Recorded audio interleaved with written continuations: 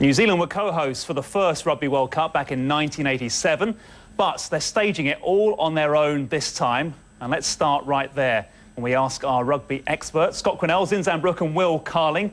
New Zealand as hosts, Scott, do you think they'll be good hosts?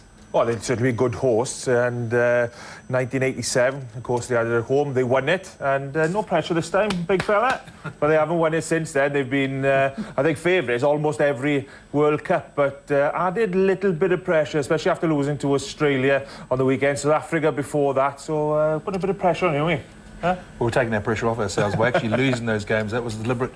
That was part of the master plan. So lose just before and then sort of sneak our way through here, because the anticipation is that everyone's saying that we're going to win it. I think we'll win it, but it's better to actually drop a couple on the lead up to it. Zinzan, we'll get to the current form in just a second, but explain to those that have never been to New Zealand why the phrase rugby mad is probably something of an underestimation. Yeah, there's...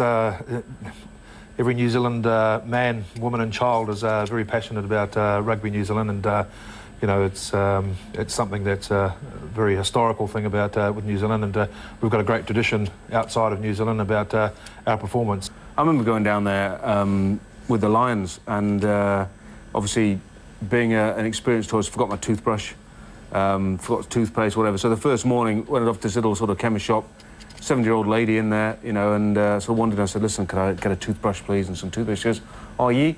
She goes, you here with the British Lions? And you're sort of like, yeah. She goes, oh, I think your locks are a bit one-paced. And she started going through the team, and I was like, wow. You know, her knowledge was way better than mine. It's a little bit like Wales. If New Zealand lose on a weekend, then, you know, Monday, Tuesday, Wednesday, nothing much gets done in the economy. You know, they all try and sort the rugby out, and then after the end of that, they can get back on with the jobs. So Rugby World Cup organisers have been talking about a stadium of 4 million people. Is that fair enough then? Stadium of 4, yeah. It's well, yeah. I think we punch well above our weight, and you know, we've got a decent success record for all visitors. So I certainly think we'll be there or thereabouts. But you know, we've got some difficult pool games. I don't think we'll be looking any further other than the pool rounds. Get past that there, that's the first hurdle. And I think that's for the other teams. Well, I can see the fellas itching to get in there, but talking about New Zealand as hosts naturally brings us onto the million-dollar question: who's going to win the tournament? No one can look past New Zealand, or can Australia. Australia are, to me, it'll be their worst nightmare as well. If they're going to lose to anyone, the Australians would be the worst to lose to. I just think the Australians, being brutally honest, the Australians and South Africans, above everyone else, can beat New Zealand, as they've just shown, in a one-off game. And that's all it takes.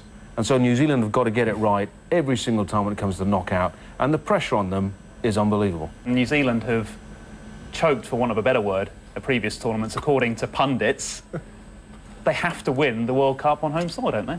Well, you'd like to think so, and you know, yes, yeah, but it's a short answer. If you're going back as favourites, there was probably only 2 other World Cups that I felt that we were favourites. In 1995, we were favourites in that tournament, and in 2007, I felt that we were favourites going into that cup there.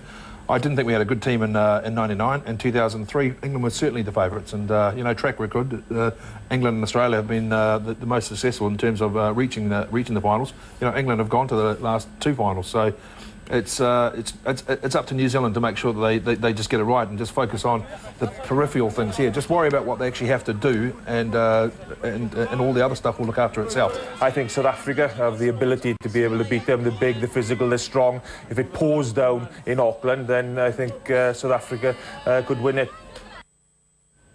So that's where their money is, and those 3 rugby legends will be airing their alternative news and views in a weekly online video show for World Cup sponsors Heineken throughout the tournament. And we'll have another roundtable discussion with the big 3 at this time on tomorrow's World Sport.